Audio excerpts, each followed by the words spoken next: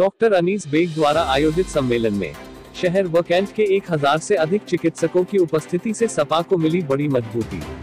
पिछले 25 वर्षों में पहली बार समाजवादी चिकित्सा प्रकोष्ठ द्वारा इस तरह का सम्मान समारोह आयोजित किया। डॉक्टर अनीस बेग द्वारा समाजवादी चिकित्सा प्रकोष्ठ का विशाल सम्मेलन 124 शहर विधानसभा और 125 कैंट से आवेदनकर्ता चिकित्सा प्रकोष्ठ के अध्यक्ष डॉक्टर अनीस बेग द्वारा आयोजित किया गया, जिसमें लगभग शहर और कैंट विधानसभा क्षेत्र के 1000 से ज्यादा डॉक्टरों की उपस्थिति डॉक्टर अनीस बेग की ताकत का एहसास कराती है।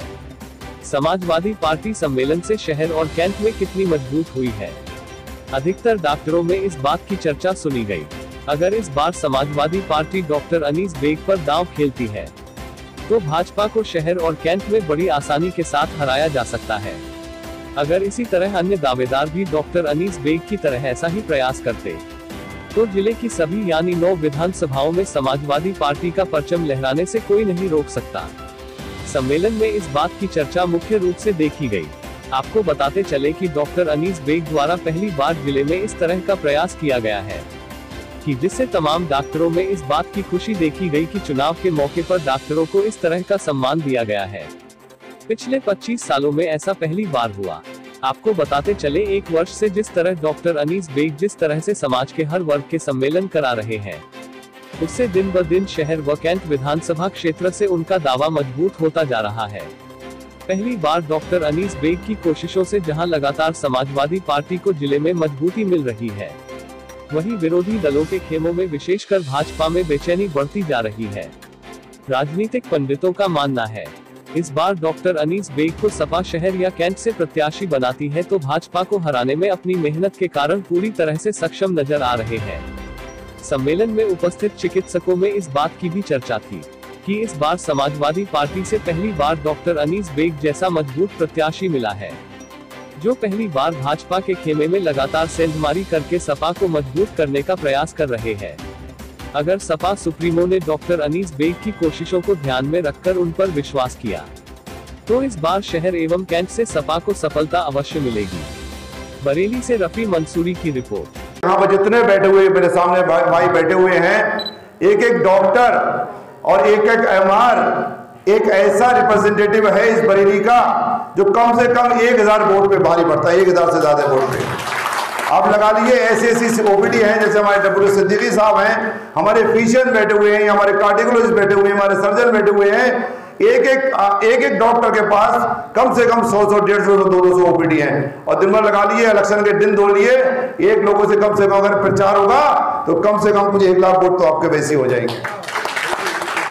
आपने एकजुट होके और एक तरफ होके पहले भी यहां पर मेयर जिताए हैं बरेली में। आज की आवाज आपकी लखनऊ तक पहुंचेगी, क्योंकि जितना डॉक्टर आज मैं देख रहा हूं, शायद मेरे हिसाब से किसी की हिम्मत नहीं जो इतना डॉक्टर आज जा सके। इतने एलीट्स लोग यहाँ पर बैठे हुए, इतने साथी बैठे हुए मेरे, शायद किसी के साथ नहीं होंगे, ये मैं अपने दावे के साथ कहता हूँ। और क्योंकि ये मुझे प्यार करते हैं, मोहब्बत करते हैं, इसलिए लोग इतनी ठंड में यहाँ बैठे हुए हैं।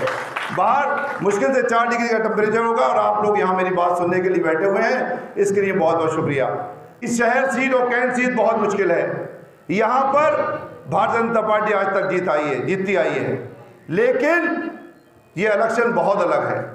और यहाँ पर जो कट्टरपंथी पार्टी हैं, वो कट्टरपंथी पार्टी जो हमारे विपक्ष का वोट है, मैं कहूँगा वो डिवाइड कर देती है। विपक्ष का वोट, उसमें हिंदू मुस्लिम का नाम नहीं लूँगा मैं, उसमें बहुत हिंदू भाई भी डिवाइड हो जाते हैं। हमारे विपक्ष का वोट डिवाइड कर देती हैं। मैं एक इलेक्शन जो मैंने खुद लड़ा था 2012 का, मैं उसके बारे में थोड़ा बताना चाहता हूँ। जब मैं 2012 में लड़ा तो एक तरफ से मेरे साथ जनता साथ थी और लोग इतना प्यार इतना मोहब्बत दे रहे थे, लेकिन पता नहीं क्या हुआ, एक हफ्ते में इलेक्शन पलट गया और मुझे इन कट्टरपंथी पार्टियों ने मुझे इलेक्शन हरा दिया। मैंने सोचा, मैंने एनालाइज किया कि क्या वजह रही। मैंने इलेक्शन लड़ा जरूर 2012 का, लेकिन मैंने कभी भी हिंदू मुस्लिम सिख ईसाई पे वोट नहीं मांगा। मैंने सिर्फ मांगा इंसानियत पे वोट मांगा। मुझसे लोगों ने बहुत कहा, मैंने कहा मैं जीतूं मैं हारूं, पॉलिटिक्स मेरा शौक है, मुझे लोगों की सेवा करने का शौक है कि लोगों की सेवा करूं। मेरा प्रोफेशन नहीं है, मेरे प्रोफेशन डॉक्टरी है। मैं अगर मुझे इस तह तक गिरना पड़े कि मैं इलेक्शन को कट्टरपंथी की तरफ ले जाऊं, तो ये मुझसे डॉक्टर अनीस बेग से नहीं हो सकता, क्योंकि मुझे जितना प्यार मुसलमान भाई करते हैं उससे ज़्यादा मेरे हिंदू भाई करते हैं, उससे ज़्यादा मेरे सिख और ईसाई भाई करते हैं। 12 में अगर इलेक्शन का कैलकुलेशन कर लेना, जो मैं बता रहा था, डॉक्टर अनीस बेग को और आईएमसी को वोट मिला के पड़े थे लगभग 60,000 वोट पड़े थे, और अनिल शर्मा जी को वोट पड़े थे 45,000, मुनामा मुजाहिद को और यूसुफ भाई को वोट मिले थे लगभग 10,000। तो ये सब वोट मिलके लगभग 1.5 लाख हो जाता है, और इसमें मुस्लिम भाइयों का वोट मैं बता दूं 1,10,000 था कम से कम, और बीजेपी उस टाइम 66,000 वोटों से जीती थी। मैं ये आप कैलकुलेशन करिए कि यहां पर होता क्यों है, बीजेपी जीतती क्यों है। आप कहां 1.5 लाख लगाइए, कहां 66,000 लगा लिए, तो आप फर्क देखिए कितना है, आप जोड़ लीजिएगा उसमें।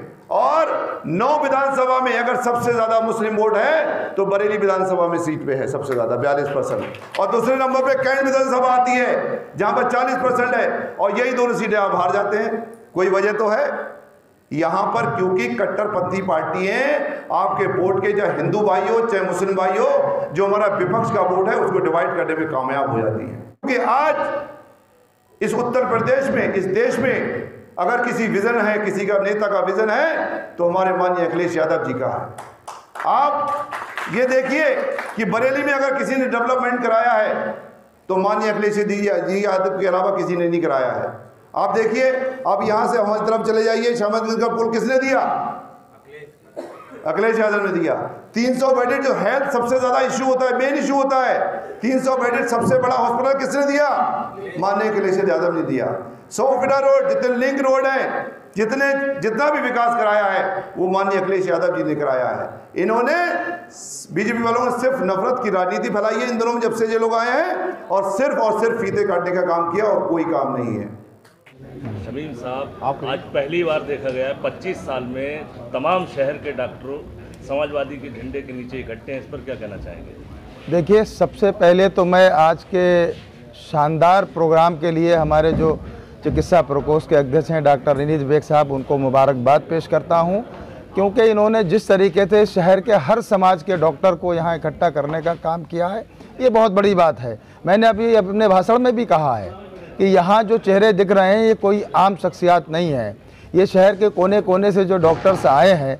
और डॉक्टर देखिए, दुनिया में अल्लाह के बाद आप देखते होंगे या भगवान के बाद उसको भी ईश्वर कहते हैं लोग दुनिया के अंदर डॉक्टर को, क्योंकि डॉक्टर ही एक ऐसी शख्सियत है, ये लोग जब इलाज से बड़े बड़े गंभीर मरीजों को ठीक करने का काम करते हैं, और जब इन्हें राजनीति में मौका मिलेगा अपनी जिम्मेदारी का निर्वहन करने का, तो मैं समझता हूं कि हमारे समाज में जितनी बुराइयां फैली हैं, जितने बुरे काम हैं, उसको भी दूर करने का काम ये डॉक्टर करेंगे। आज का जो ये प्रोग्राम है, जिसमें हमारे शहर के बहुत से जिम्मेदार डॉक्टर्स, सभी जात बिरादरी के लोग यहाँ इकट्ठा हैं, डॉक्टर्स इकट्ठा हैं यहाँ। हालांकि डॉक्टर की कोई बिरादरी नहीं होती, क्योंकि जब वो इलाज करते हैं तो वो पूछते नहीं आप किस बिरादरी के हैं। तो इसीलिए मैंने अभी कहा कि डॉक्टर सबसे ज़्यादा सेकुलर होते हैं, वो नाम पूछकर इलाज नहीं करते, उन्हें इलाज करना होता है। सबसे बड़ी जिम्मेदारी, उनकी प्राथमिक जिम्मेदारी होती है अपने मरीज का इलाज करना। तो आज के सम्मेलन से समाजवादी पार्टी को कितना फ़ायदा पहुंच सकता है? बहुत बड़ा फ़ायदा पहुंचेगा, क्योंकि जहां तक मैं जानता हूं इस प्रोग्राम का पूरे शहर में एक मैसेज जाएगा। क्योंकि यहां आपने देखा था, यहाँ पर गुप्ता जी भी हैं, मौर्य जी भी हैं, शर्मा जी भी हैं, सिद्दीकी साहब भी हैं, अंसारी साहब भी हैं, खान साहब भी हैं। कोई ऐसी बिरादरी का डॉक्टर या कोई इंसान ऐसा नहीं बचा है जो यहाँ उपस्थित नहीं है। इसका शहर में मैसेज अच्छा जाएगा, हमारे पार्टी के लिए भी अच्छा मैसेज जाएगा। डॉक्टर अनीस बेग साहब कोई किसी परिचय का मोहताज नहीं है। जहाँ तक मैंने देखा, इन्होंने कई प्रोग्राम ऑर्गेनाइज़ किए हैं, और उस प्रोग्राम में हर जात बिरादरी के लोग इकट्ठे होते हैं। ये बहुत अच्छी बात है, हमारे पार्टी के लिए भी अच्छी बात है। और देखिए, उत्तर प्रदेश की जनता जो है बदलाव चाहती है हर हाल में, और उत्तर प्रदेश सरकार जो है वो जनता का विश्वास खो चुकी है, इन्हें सत्ता में रहने का कोई हक नहीं है। जिस तरीके से आज के डॉक्टर सम्मेलन में काफ़ी संख्या में डॉक्टर्स देखने को मिले, जी जी, इस कार्यक्रम के बाद क्या लगता है डॉक्टर अनीस बेग को टिकट मिलने की कितनी उम्मीदें जताई जा सकती हैं? देखिए, टिकट देना या न देना है हमारे पार्टी के राष्ट्रीय अध्यक्ष जी का विशेष अधिकार है, लेकिन जब डॉक्टर्स यहाँ इतनी बड़ी तादाद में आए और हर समाज के डॉक्टर यहाँ आए हैं, तो यहाँ डॉक्टर्स की आवाज़ यहाँ दबी नहीं रह जाएगी, ये आवाज़ लखनऊ तक पहुँचेगी और इन डॉक्टर्स के जज्बात की, इनके ख़यालात की, इनकी भावनाओं की जो बात है, इसको मैं लखनऊ तक पहुँचाने का काम करूँगा। और हमारे सामने जो जिम्मेदारान मीडिया के साथी हैं, आप लोग भी अपने अपने माध्यम से पहुँचाएंगे तो ये बात कोई यहीं IMA हॉल में सिमट के नहीं रह जाएगी, ये बहुत दूर तक जाएगी। डॉक्टर अनीस बेग जिंदाबाद, डॉक्टर अनीस बेग जिंदाबाद, समाजवादी पार्टी जिंदाबाद, जिंदाबाद। एक डॉक्टर साहब ने अपने संबोधन में कहा कि महानगर अध्यक्ष जी ज़रा ध्यान दीजिए, डॉक्टर अनीस बेग किसी परिचय की मोहताज नहीं हैं और एक बड़ी शख्सियत हैं और एक बहुत गंभीर बात है कि एक डॉक्टर्स को जो है टिकट मिलना चाहिए, शहर या कैंट दोनों में से एक विधानसभा में। क्या लगता है कि टिकट डॉक्टर्स को मिलना चाहिए या नहीं? देखिए, हम लोगों ने पहले भी डॉक्टर को टिकट दिया है, ऐसा नहीं कि नहीं दिया हो। भाई आज जो शहर के विधायक हैं डॉक्टर अरुण कुमार जी, हम लोगों ने इनको टिकट दिया था, इनको चुनाव लड़ाया था। और अनीस बेग साहब तो मैंने भी कहा अपने भाषण में किसी परिचय का मोहताज नहीं है, क्योंकि देखिए इनके लिए कोई कमी नहीं है, लेकिन इनके अंदर जनता की सेवा करने का भाव है, आवाम की खिदमत करने का इनके अंदर जो है जज्बा है, आवाम की खिदमत करना चाहते हैं, इसलिए इन्होंने राजनीति का जो प्लेटफॉर्म है उसको चुना है। तो मैं पार्टी की ओर से अपने दिल की गहराइयों से इनका स्वागत करता हूं, अभिनंदन करता हूं, खैर मकदम करता हूं और इनकी सोच को भी सलाम करता हूं। बहुत अच्छी बात है, जनता की खिदमत करने के लिए हर मामले में बढ़ चढ़ कर हिस्सा लेते हैं। कई मौक़ों पर मैंने देखा है, चाहे खुशी हो या गमी हो, हर जगह ये मिलते हैं। और पिछला जो पार्लियामेंट का चुनाव हुआ उसमें इन्होंने हमारे साथ काम किया, तो मैंने इनकी टीम को भी देखा है, इन्होंने बहुत अच्छे काम किए हैं। इनकी शहर में अपनी एक अलग पहचान है और इसीलिए मैंने कहा ये किसी परिचय का मोहताज नहीं है। 9 विधानसभाओं में मुस्लिम प्रत्याशियों को कितने टिकट मिलने की संभावना है? जनाब, ये भी हमारे पार्टी का जो राष्ट्रीय अध्यक्ष जी का जो विशेष अधिकार है, मैं इसमें आक्षेप नहीं करूँगा। ये राष्ट्रीय अध्यक्ष जी तय करेंगे कितने लोगों को टिकट देंगे, कितने लोगों को नहीं।